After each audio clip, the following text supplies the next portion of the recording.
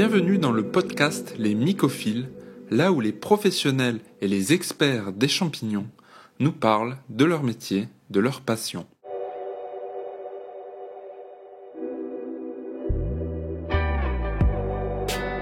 Pour ceux qui ne me connaissent pas, je suis Andrea du blog cultiverdeschampignons.com et aujourd'hui je suis avec Javier Jorga de l'entreprise Jorga Champignons.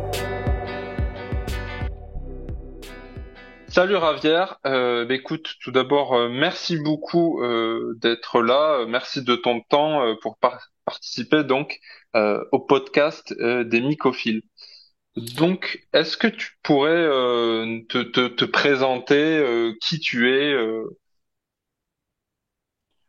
Bonjour Andreas. Effectivement, je m'appelle Javier Gorga et je suis sud-américain. Je viens de Uruguay, en Amérique du Sud, sur le sud du Brésil. Et aujourd'hui, je suis producteur de champignons exotiques slash médicinales. Donc, c'est un peu ce que j'ai fait aujourd'hui. Et mon parcours, c'est un peu... je ne suis pas quelqu'un qui a étudié pour cela. Donc, tout ce que j'ai fait, c'était j'ai pas pris des cours, j'ai jamais visité une championnière en dehors de la mienne. Donc, c'est un parcours j'ai acheté quelques livres et j'ai commencé à lire et après, c'est plus faire des tests, des essais, corriger et comme ça un peu à l'infini, recorriger, corriger, corriger pour trouver la tout, bonne méthode. tout en auto-formation du coup, de A à Z. Oui, effectivement, oui. Je n'ai pas suivi un cours spécifique. Ok, bravo à toi déjà pour ça. C'est pas donné à tout le monde. Et Merci. et du coup, avant la culture des champignons, qu'est-ce que t'as fait? Ça fait combien de temps là que t'es myciculteur du coup? Avant de ça, à la base, je suis la seule formation que j'ai en tant que formation, j'étais officier de la marine. En Donc, Uruguay? ouais, ouais. Et Ok. ça a forcément aucun lien avec ce que je fais aujourd'hui.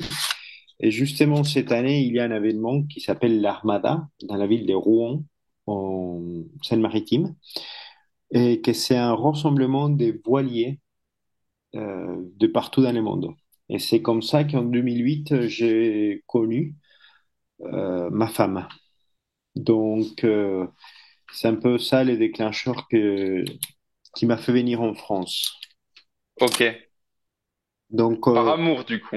oui, effectivement, par aventure, par un tas de trucs. Mais je n'ai jamais été initié à la base aux champignons. Je savais que c'était un truc qui poussait sur un arbre pourri et ça s'arrêtait là à mes connaissances. Donc, après, j'ai travaillé à différents endroits ici en France j'ai commencé en 2019 du côté des Dieppe, c'est aussi dans la Seine-Maritime. Et fin 2019, j'ai déménagé dans mes locaux actuels. Donc, j'ai Ok. déménagé le 1er mars 2020. Et donc, jusqu'à là, tous mes clients étaient des restaurants. Et le Ok. 15 mars, comme tous les Français, j'étais confiné et j'ai perdu tous mes clients. Aïe. Donc, ça fait un peu mal, un peu beaucoup. En étant une activité récente, on n'avait pas d'aide comme les activités qui avaient plus Déjà lancé, qui pouvait justifier d'un bilan, tout ça quoi. oui, oui, des plus de 3 ans, etc. Donc, j'ai passé jusqu'à, on va dire, l'année dernière. Je n'ai pas encore fait une année vitesse croisière. Qu'est-ce que je veux dire par là? On a été impacté par le Covid pendant 2 ans. Après, on a eu une accalmie, mais tout le monde ne savait pas avec quel pied danser. Et on a enchaîné avec une petite guerre entre l'Ukraine et la Russie et tout le monde. Donc, C'est ça. c'est un peu, ce sont des temps assez compliqués parce on n'a pas pu passer une année entière à se dire, OK, c'est ça la vitesse des croisières de mon entreprise. Ok. Ça Toujours, toujours en train de réguler, toujours en train de modifier des trucs depuis que tu as commencé finalement, quoi. et oui, mais ça, c'est un peu l'esprit d'un entrepreneur. On n'a pas d'acquis, Tout à fait. Tout à donc fait. on doit être toujours en train de s'adapter parce qu'il y a un client qui veut ceci, il y a un client qui veut cela. Et on se rend compte qu'en fin de compte, ce qu'on était en train de faire n'était pas forcément très bien. Donc, on va modifier et comme ça, c'est comme ça que je conçois une petite entreprise. Et même une grande, hein. On doit être toujours en train de se mettre en question et être à l'écoute de nos clients pour savoir comment s'adapter mieux à leurs besoins. Totalement. Totalement. Et du coup, finalement, enfin, comment t'as commencé la myciculture? Tu vois, quand tu t'es installé en France euh, pour rester avec ta femme, pourquoi est-ce que tu as choisi la culture des champignons? Parce que déjà, c'était absolument pas populaire et ça l'est toujours pas en France. Donc, comment est-ce que tu as connu cette activité agricole finalement? À la base, tout à la base, j'ai toujours eu un lien avec la terre et j'ai toujours voulu soit être agriculteur, soit maraîcher, éleveur, un truc où t'as de la terre sous les ongles. Mais hélas, on peut pas faire ça sans terre. Sûr. C'est un peu, c'est un peu compliqué. Donc, j'avais vu la culture des champignons, j'avais lu énormément de revues, vu comment il s'appelle, des reportages, etc. Et je parle avec un ami qui me dit, écoute, j'ai une serre de disponible, que c'est du côté de Dieppe. Il dit, si tu veux faire des essais, tu viens ici. Et voilà, c'est la dite. Euh, j'ai trouvé que que c'était quelque chose de naturel, quelque chose qu'on faisait avec ses mains. Et à l'époque, j'avais pas de notion parce que je me méfie beaucoup de ce qu'on arrive à lire des bienfaits des champignons. Oui, Donc, je me disais, OK, oui, mais ça doit être que du marketing, comme on entend tout et n'importe quoi. Et au fur et c'est à sûr. mesure, j'ai rencontré des gens qui ont eu des très belles expériences. Donc, voilà, ça a commencé à me rassurer parce que c'était le vécu de quelqu'un, ok, qui avait testé cela. Donc, à la base, je me suis dit, ok, on s'élance d'abord avec la partie comestible et après on développe la partie médicinale. Donc, c'est un peu comme ça. Et en voyant, comme pour rejoindre ce que je viens de dire, comme j'avais pas de terre, les champignons prenaient beaucoup moins de place. Donc, C'est sûr. voilà la première étape. Covid m'a poussé, slash obligé, à démarrer un an plus tôt que ce que j'avais dans mon planning mental de la partie médicinale. Vu que comme il s'appelle, que tous les restaurants étaient fermés, il fallait trouver un autre moyen de subsister. Oui. Donc, j'ai développé la partie médicinale et heureusement, ça a bien marché et ça marche encore bien. Donc, c'est un peu comme ça que j'ai pu démarrer cette activité. Mais à nouveau, je ne connaissais absolument rien. Je n'étais pas. J'ai toujours une histoire. Peu de temps avant que je me décide à faire ça, je rencontre une personne passionnée des champignons et qui me parlait des champignons, me parlait des champignons. Je l'écoutais par politesse. Je me disais dans ma tête, mais qu'est-ce qui me parle des champignons? J'ai rien à faire des champignons. Et bon, voilà. Je sais pas, 6 mois après, j'étais avec des boîtes de pétri. Et tout ce qui va avec. Parce que vraiment, ce n'était pas quelque chose qui m'a passionné, ce n'était pas quelque chose qui m'intéressait, ce n'était pas quelque chose qui avait jamais. Je suis littéralement, je ne suis jamais, et toujours, c'est toujours le cas, je suis jamais allé en forêt à ramasser des champignons. Ok, ah, c'est marrant. Ok. Ouais, comme Donc, quoi on peut être myciculteur sans s'y connaître en récolte sauvage de champignons, quoi. totalement, totalement. Tu t'imagines pas les nombres de gens qui viennent toquer à la porte. Ah, j'ai trouvé ça, qu'est-ce que c'est? Je sais pas. Est-ce que je te pose des questions, moi? La question, c'est que je n'ai pas la moindre idée parce que je n'étais pas formé là-dedans. Je sais reconnaître tous mes champignons à moi, Donc, tout ce que j'ai fait, j'essaie de reconnaître par le mycélium, j'essaie de reconnaître quelle variété de champignons c'est. Donc, pourquoi j'ai dit ça? Parce que reconnaître par le mycélium, c'est un peu comme reconnaître un arbre par ses racines. OK? C'est vrai. Donc, voilà. Mais tu me sors de ma zone de confort et je ne sais pas. Ah oui, Donc, ça se comprend, hein. donc L'agriculture. à tous ceux qui nous écoutent, ne m'amenez pas des champignons parce que j'essaie de différencier une chanterelle d'un cèpe, mais je m'arrête là. Ah, voilà, vous êtes prévenus. Si vous allez voir Ravière, c'est juste pour les champignons qu'ils cultivent. Ah, chacun son expertise. Tu me diras déjà, rien que la myciculture, enfin, il y a une certaine expertise et la mycologie, c'est encore une expertise à côté qui n'a rien à voir, quoi. Effectivement, et ça, cette histoire ça me ramène un peu à ce qu'on va parler un peu par la suite, que c'est la partie commerciale. Et ce sont des histoires qui sont un peu rocambolesques, dans le sens, j'ai essayé de faire des marchés, les marchés de samedi, dimanche, des trucs comme ça, et des histoires qu'il y a des gens qui viennent, regardent mes champignons, et ils sont tout de suite braqués, on les voit à leur visage. Je comprends pas pourquoi, donc on commence à parler. Et la question, c'est que ce sont des experts des champignons, ok, qui Ah, connaissent toutes les variétés, etc. Et donc, je suis sur un marché en train de leur proposer quelque chose qu'ils n'ont jamais vu. Donc, ils sont vexés, mais en même temps intrigués. Donc, il faut démêler les vrais du faux, il faut démêler les sentiments pour que la personne ne soit pas vexée, pour ne pas connaître ce que je leur ai amené sur une table. Donc, ce sont des situations assez complexes à gérer.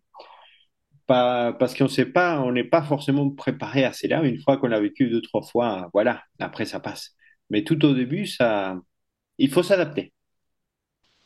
ouais, c'est marrant ça. C'est quoi comme champignon qui étonne les gens? Finalement, je pense que la pleurote, tout ça, ils reconnaissent. Mais Oui, mais dès qu'on va sortir une foliote qu'ils connaissent pas, comme ça peut être une foliote Nameco ou Adiposa, que c'est l'autre, c'est un chestnut, on va ok. sortir un corail ou on va sortir un reishi. Là, ils Là, sont perdus.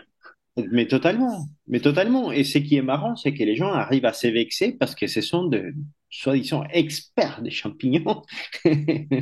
Ah, ça. Et voilà. Mais par contre, eux, ils m'amènent en forêt, ils me disent qu'est-ce que c'est ça, et je n'ai pas la moindre idée, hein. Soyons honnêtes avec soi-même aussi. C'est vrai. Chacun son expertise. Et, Effectivement. euh, et du coup, t'as d'autres activités en rapport avec l'agriculture? Oui, mon activité est divisée un peu en trois activités. Il y a une partie que c'est la menuiserie. J'ai fait des planches à découper avec des effets 3D. Donc, j'ai fait tout dans le même bâtiment, ce qui m'a permis de ne pas avoir des déchets. Pourquoi? Les déchets que je génère dans la menuiserie, et ce sont des lassures et des copeaux de bois. C'est là, je les transforme en substrat pour mes champignons. Ok, les substrats, C'est excellent, excellent. Ok. ce sont les petits blocs sur lesquels on fait pousser un champignon.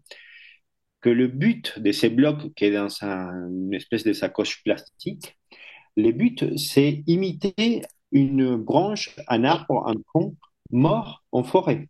Simplement que celui-ci fait 3 kilos, OK, et dans des conditions particulières.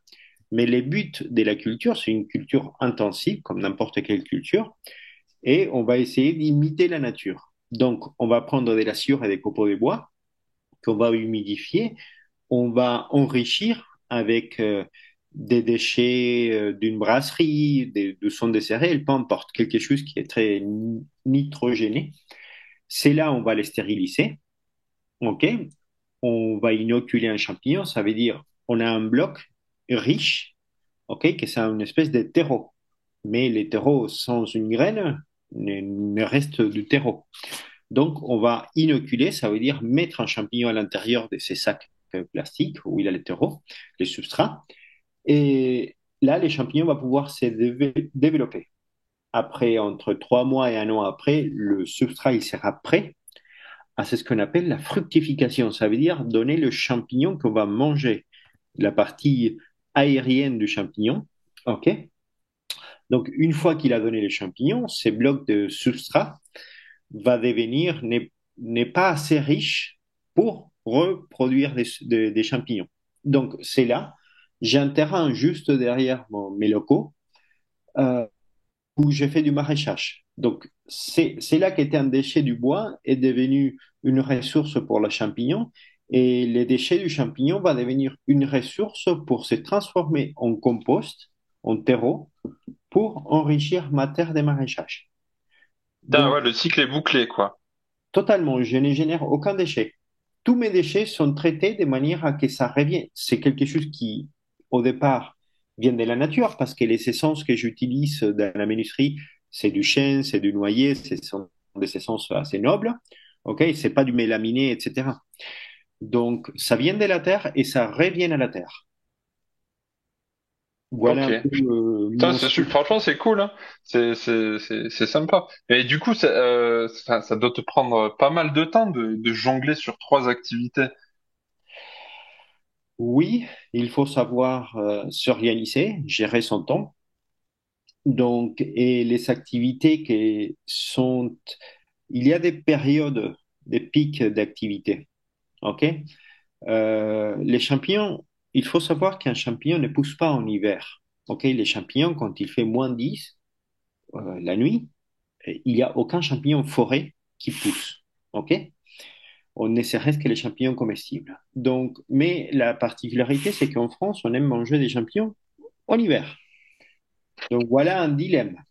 Donc, ce que j'ai trouvé, c'est que quand on fait mes déchets de la menuiserie, j'ai deux types de déchets. Ce qu'on appelle des bois bâtards, que ce sont des petits lateaux, des tasseaux de bois, des morceaux qu'on peut pas confectionner quelque chose. Et l'autre Ok. partie, c'est sur et copeaux. Tout ça, je l'accumule au long de l'année. Et en hiver, j'ai un poêle avec un système de récupération d'air chaud par des ventilateurs haute température. OK? Ouais. Et ces poêles, ils chauffent, je récupère l'air chaud qui va chauffer les champignons. Donc, Ok. aucun déchet se perd. OK? Je les garde, je les mets dans des big bags tout au long de l'année. Et après, ça me fait mon bois de chauffage pour les champignons. C'est super. Franchement, ce qui est beau dans ton modèle, je trouve, c'est que tu l'as adapté à ce que tu as autour. C'est ça qui est vraiment bien, tu vois, c'est pas que la myciculture, Non, t'as non, non, l'avant, le bois, et t'as l'après, le maraîchage. Je trouve ça, il- franchement, c'est chouette, hein. il- il faut savoir qu'un champignon, c'est un espèce de tube digestif. OK? Donc, il va synthétiser tout ce qu'on lui donne, plus ou moins. Donc, il faut trouver les ressources les plus proches parce que faire un champignon coûte excessivement cher. OK? Les champignons que je fais, je ne peux pas me comparer aux champignonnières qui achètent des blocs de substrat. OK? On les voit souvent, ce sont des blocs assez grands dans une sacoche noire. OK? Ça, ce sont des substrats industriels, donc qui sont à base de paille. Donc, moi, Ok. c'est la différence entre ça et moi, c'est que un substrat à base de paille donne des champignons avec beaucoup d'eau à l'intérieur. Un champignon qui a beaucoup d'eau c'est que, comme l'anglicisme, c'est le shelf life, c'est la vie sur l'étagère, est très courte. Ok. Ça veut dire que pour un restaurant, pour un primeur, etc., et les champignons, ils flétrissent très vite. OK? Et après, Eh quand on oui. veut les cuire, c'est comme les steaks bon marché qui se remplit de gras et d'eau. Et quand on va les mettre sur la poêle, on a la moitié du steak. Donc, les champignons, c'est pareil. Il va donner beaucoup d'eau. Donc, pour faire quelque chose qui tient la route, quelque chose qui dure longtemps pour un primeur qui a eu un mauvais week-end ou aussi un restaurant, il faut que s'il paye quelque chose, la semaine suivante, il soit aussi bon que quand il a reçu. Donc, voilà la différence. Et aussi la différence entre cet autre type de culture que je ne méprise pas du tout, au contraire, chacun son activité, c'est un peu entre un point chaud et un artisan boulanger. Un point chaud va décongeler des baguettes, ok? Il va les mettre au four. L'artisan boulanger, il va voir il va pétrir sa pâte, ça va lui prendre beaucoup plus de temps. À la fin, on a toujours une baguette, ok? Mais le processus pour cette baguette n'est pas du tout la même. Eh Je oui, sais pas si j'étais assez clair très clair, c'est très clair. dans cet esprit. Donc, c'est pour ça que, par exemple, justement, ce matin, j'ai reçu un message d'un inconnu, une dame qui m'a dit, une personne qui m'a dit, je voudrais vous commander 5 kilos de crinière de lion. Oui, ok, il a aucun souci, c'est en près dans 15 jours. Ok, quel est le tarif? 60 euros. C'est les prix des ventes de la crinière des lions. Donc, 60 euros les kilos. Ah, mais dit, c'est trop cher. Bon, écoutez, par rapport à quoi? Par rapport aux champignons que je trouve chez Métro. Ok. Donc, vous parlez des pleurotes et des shiitake. Oui. Ok. On n'est pas du tout sur le même produit. Donc, il faut savoir comparer ce qui est comparable. Ok. Et, et il faut aussi savoir que quand ce n'est pas le même travail, on ne peut pas demander à un artisan boulanger qu'il fasse les mêmes tarifs pour une baguette, pour un pain, que fait l'éclair au Lidl. Tout à fait. Donc voilà les différences et voilà les différences du travail. Ouais, c'est très clair, hein. Mais moi, je te comprends, hein, je te comprends parfaitement, ouais, pour connaître un peu le processus, tout le travail et les ressources qu'ils demandent à mettre en œuvre. C'est normal que ce soit un prix qui soit supérieur à ce que tu peux faire avec des substrats industriels. Effectivement, en plus, quand on reçoit un substrat, les substrats, ce sont des substrats qui sont déjà inoculés et on n'a pas de pertes, ok? Ou on a très peu de pertes. En étant bio, on a énormément de pertes. Je n'ai mis aucun ingrédient comme un antibiotique dans mes champignons. Donc, on perd énormément, énormément avant d'avoir un champignon. Et on parlait tout à l'heure des ressources. Il faut, pour que la culture de quelque chose soit logique, d'un niveau point de vue environnemental, j'ai du mal avec ces mots-là, mais avec l'environnement et aussi au niveau coût, il faut trouver les ressources qui sont les plus proches. Si on va, par exemple, à ce type de culture dans certains pays africains, au, on va dire des pays tropicaux, ils vont utiliser des déchets de cacao, des déchets de café, des déchets de bananes. OK? Eh Je oui, suis, je suis en Normandie. Donc, trouver ce genre de déchets, c'est un peu c'est plus compliqué. compliqué.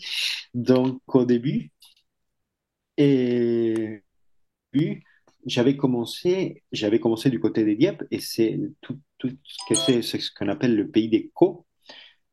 C'est une terre linéaire. Ils font beaucoup de lin. Donc, j'avais Ok. commencé à faire des colonnes, ce qu'on appelle, ce sont des sacs plastiques, c'est un tube plastique avec du lin. Mais ça ne me plaisait pas le résultat du champignon parce que ça ressemble beaucoup aux champignons qu'on fait pousser sur de la paille. OK? Eh oui. Et ce n'est pas du tout la clientèle que je cherchais. Donc voilà, c'était ma ressource proche. Après, j'ai trouvé une autre ressource, que c'était la sueur des bois, qui implique toute une autre organisation au niveau stérilisation. OK? Parce qu'on doit. La partie stérilisation, c'est la partie la plus importante. C'est pas la pasteurisation.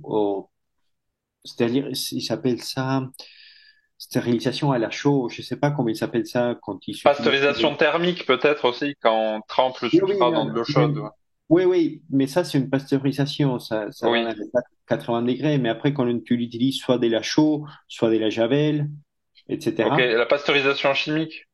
Oui, mais c'est pas le mot correct, ce n'est pas une pasteurisation. OK? Parce que Ok. la pasteurisation, c'est la montée en température. OK? Une désinfection? Oui, ça serait les mots les plus adaptés. Donc, on va les faire soit avec de la chaux, en les trempant pendant 24 heures, on va les faire avec même de la javel.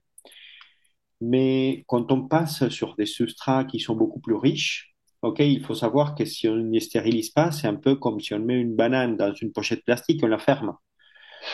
Une semaine après, la banane n'a pas la même tête. Ouais, elle est riche de vie. Et effectivement, on a tout un microcosmos qui s'est formé. Donc, on va rentrer, et c'est là le nerf de la guerre, ok? c'est on va rentrer dans des coûts très importants du moment qu'on parle de un autoclave. Un autoclave, c'est une espèce de cocotte minute grande qu'on utilise la même pour stériliser des bocaux pour des conserves, de la confiture, etc. Mais qui monte à 121 degrés et tout ce qui va avec. Et c'est là où on rentre dans des coûts que c'est pas du tout les mêmes que mettre dans un bidon de 200 litres avec un réchaud en bas et un peu d'eau. Ouais, une super pasteurisation, tu parles. Ok. Oui, pasteurisation ou super pasteurisation, peu importe lesquels des deux. Une pasteurisation à la vapeur, là, tu parlais, du coup. Le bidon de 200 Généralement, litres. c'est pas forcément nécessaire uniquement à la vapeur, parce que ça, c'est une super pasteurisation. Mais là, on rentre dans des système un peu plus complexe qu'une simple pasteurisation, que c'est simplement un réchaud pour faire une paella en dessous d'un bidon de 200 litres rempli d'eau et de la paille à l'intérieur, et on va chauffer. Donc Ok. voilà. Et, et c'est là un peu le nerf de la guerre pour tous les gens qui veulent s'élancer. Ok. Donc, ouais. Alors, toi, tu considères que du coup, si l'activité est plus viable, si on a les capacités du coup d'investir dans un véritable stérilisateur, un véritable autoclave du coup, plutôt que de se designer quelque chose qui est fait maison en soi. Non, c'est pas forcément ce que j'ai dit. Ce que j'ai dit, c'est il faut considérer tous les coûts bien avant de s'élancer. Pourquoi? Aujourd'hui, je reçois environ une dizaine d'appels par semaine, ok, avec des gens qui veulent s'élancer dans cette activité. Bon, ils me disent, ah oui, j'ai vu un tel qui fait ci, j'ai vu un tel qui fait ça. Ok, donc je connais plus ou moins les acteurs qui se mettent en avant, qui ont des vidéos, etc. Je parle pas à titre amateur, à titre professionnel. Donc, la question, c'est que les gens qui regardent ce genre de vidéos ne prennent pas en compte tout ce qu'ils voient dans la vidéo. Ils prennent en compte l'activité, mais pas ce qui est nécessaire pour faire l'activité. OK? Donc, quand je leur parle, bon, tu as vu son bâtiment? Oui. Tu as vu la taille du bâtiment, l'aménagement? Oui. Est-ce que tu as ce genre de bâtiment? Non. Bon, OK. On n'a pas forcément besoin d'avoir tout ce qu'il a, mais certains points sont critiques, comme par exemple stérilisation, éclairage, ventilation. OK? Est-ce que tu as vu, par exemple, son autoclave? OK. Lequel? Lequel? OK. Cet autoclave vaut 150 000 euros. Ah, voilà. Donc, on va parler sur des choses plus terre à terre. OK. Pas sur des industries. Un autoclave d'occasion, OK, taille 150, 200 litres, on est dans les 15 000 euros. OK. Et ça, pour faire ce genre d'activité, c'est un équipement qu'on a besoin. On ne peut pas s'en passer. Donc, il faut partir sur ces bases-là. Mais pour que l'autoclave il marche, il faut de l'électricité en trifacé. Donc là, ça rajoute, en dépendant où on est situé, un bon billet pour avoir une Ouais, électrification qui tient la route. adapté, ouais. Effectivement, pas quelque chose qui va nous cramer les bâtiments, où on va mourir électrocuté. Donc, et là, on n'a que une cocotte qui est branchée dans une prise. OK? Eh oui. Quand on va parler d'humidification, on a besoin d'un système d'humidification qui soit autonome. Donc là, on va partir sur, en dépendant de la surface, environ 4 000 euros. Et c'est simplement une machine qui fait de la vapeur. Donc après, on peut avoir des étagères, faire ça au sol, mais on a besoin d'un bâtiment. Un bâtiment, si on ne possède pas, il faut louer slash acheter un bâtiment. Donc là, ça rajoute des coûts. OK? Oui, tout à fait. Après, Tout il y à a toute fait. la partie laboratoire, qui est même si on se dit, ah, ça c'est pas cher, ou ça va, quand on met tout ça bout à bout, ce sont des milliers et des milliers d'euros, OK, que dans des petits trucs qu'on ne voit même pas. Des tables, une autre afflux laminaire. Une autre afflux laminaire, si on ne la fabrique pas soi-même, on est dans les 4 5 000 euros. Oui, Une autre afflux ça c'est laminaire, cher, ouais. une autre afflux laminaire, c'est un appareil qui souffle de l'air filtré, très propre, pour une fois les process de stérilisation achevés, on puisse ouvrir un sac, ok, un sac avec les substrats à l'intérieur, et qu'il ne soit pas contaminé par notre respiration, par l'air ambiant. Donc, toutes les étapes doivent se passer devant une autre flux laminaire. La création des boîtes épettries, les cultures mères, les blancs de mycélium, l'inoculation. Donc, c'est un poste clé. OK? Donc, il a Totalement, ouais. tout cet ensemble. Les sacs plastiques, un truc banal, c'est une pochette plastique. Et ça coûte dans les 1 euro pièce. OK? Ce sont des pochettes très spécifiques où il y a une résistance thermique à la stérilisation et il y a un filtre qui permet un micro-échange gazeux. Donc, on doit avoir un certain stock. Il faut savoir qu'on perd énormément, surtout au début, parce qu'on ne maîtrise pas forcément. On fait des petits trous, on les arrache, ils se percent pendant la stérilisation. Donc, c'est plein d'étapes qui sont très coûteuses et on n'a pas rentré un centime. OK? Tout ce Ah qu'on a oui, fait, c'est totalement. investir, investir, investir. Donc, voilà des points qui sont clés à tenir en compte. Et ces points clés à tenir en compte, c'est un peu les paradoxes avec des gens qui m'appellent et qui me disent, ah, tu vends ça trop cher. OK.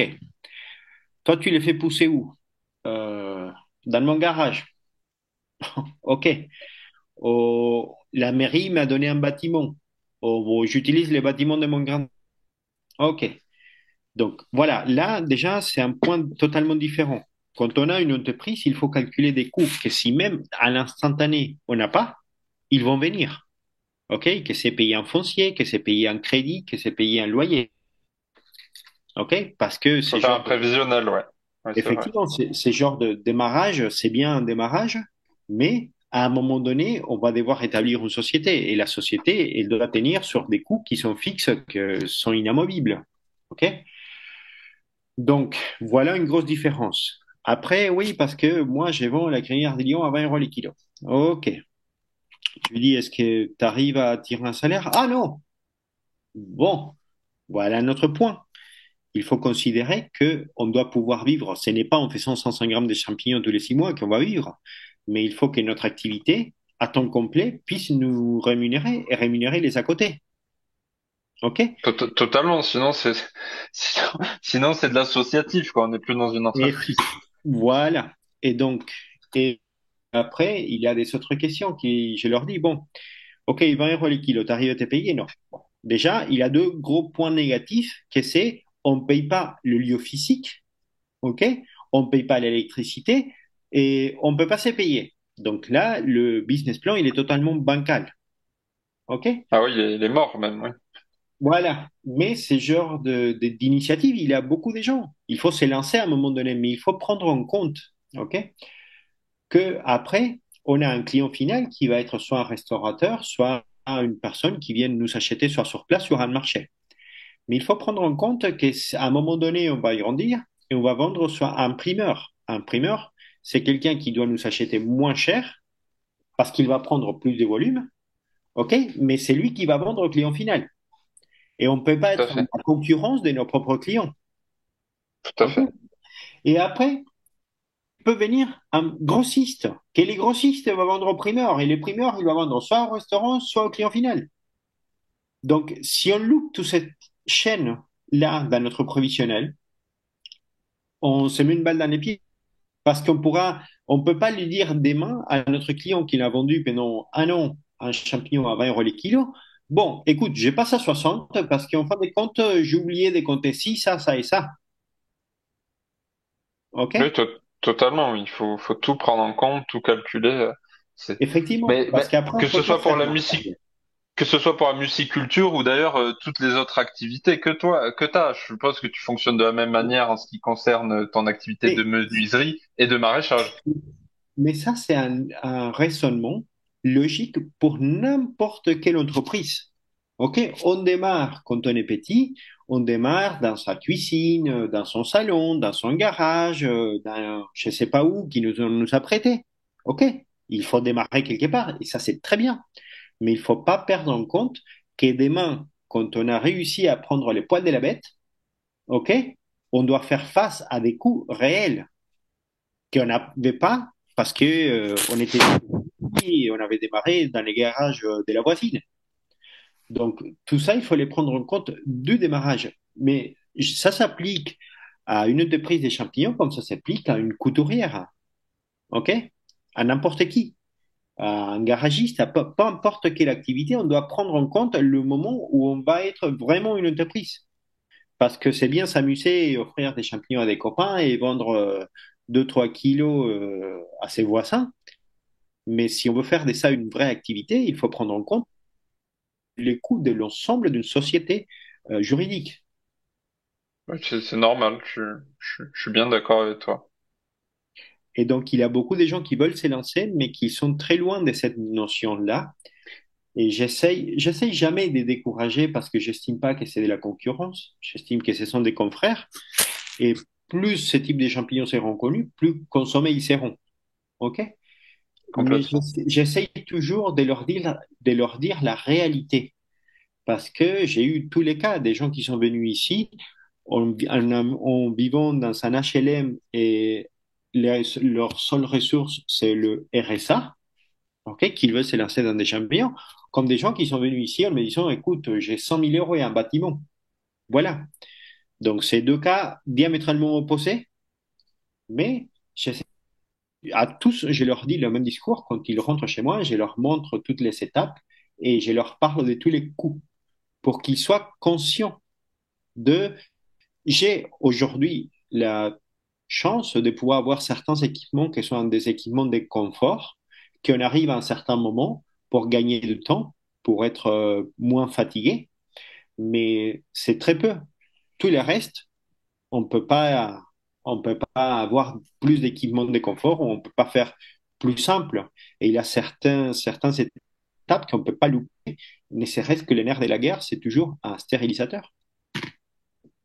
Oui, oui, c'est totalement, ouais. À partir d'un certain niveau, ça devient indispensable, ouais, à l'activité. Et oui, parce que faire dans la cocotte des mamies, OK, où on va faire, je sais pas, 3, 4 blocs de substrat.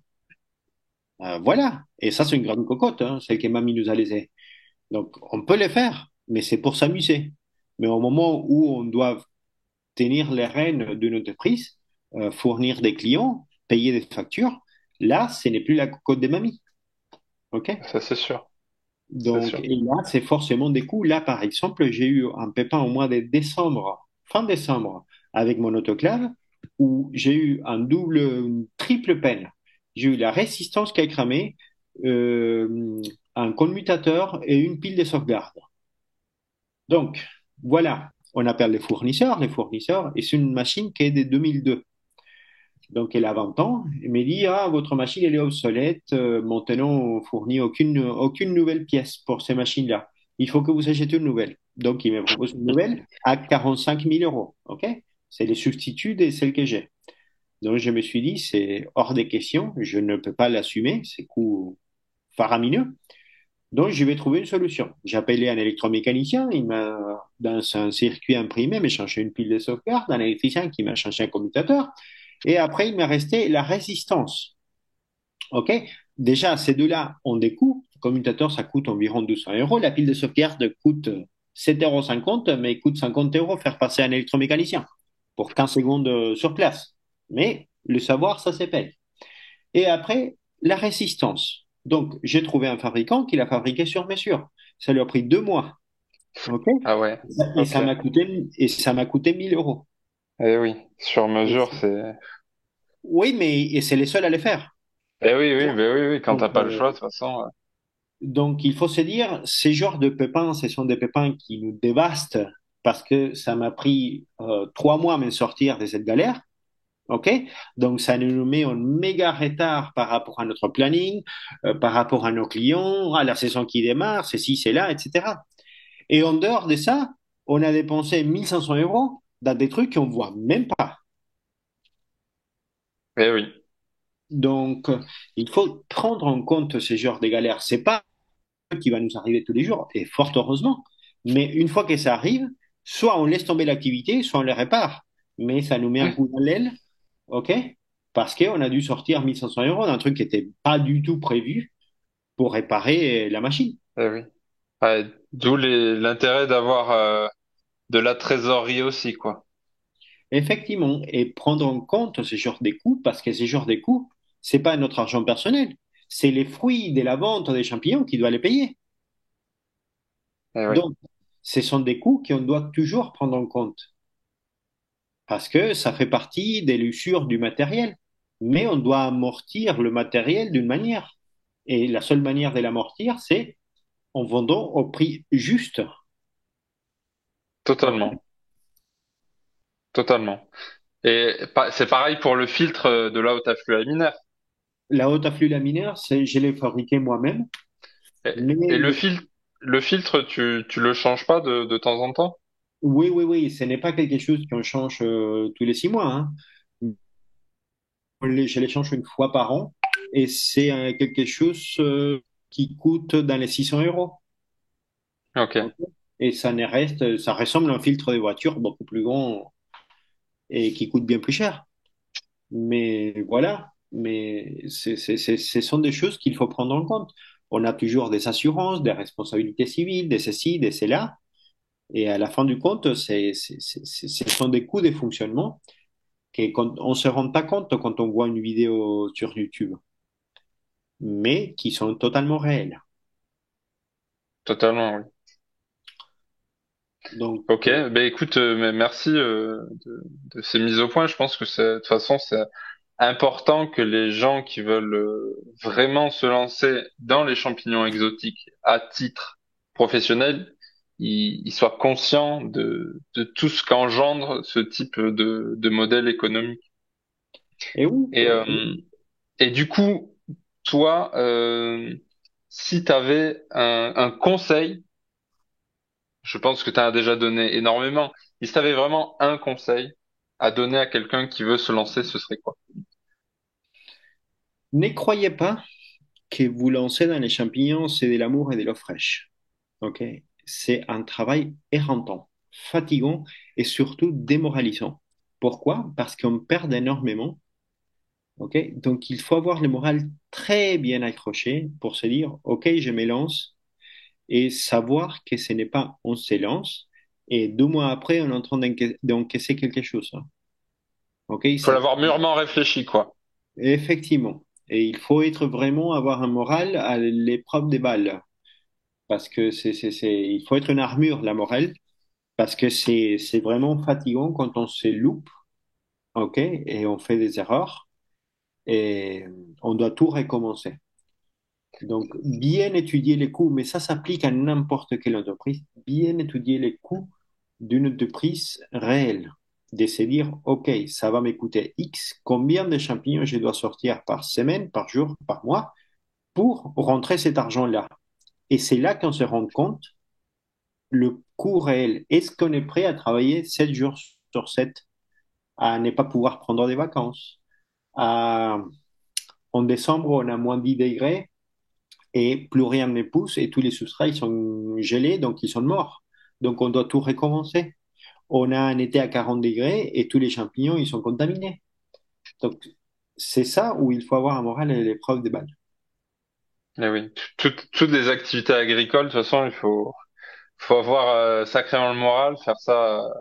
Je pense, c'est plus un métier de passion qu'un métier pour gagner de l'argent, quoi. Sinon, les gens ils deviennent Oui, banquiers ou oui et non, mais ça veut dire on doit gagner de l'argent parce qu'on doit vivre.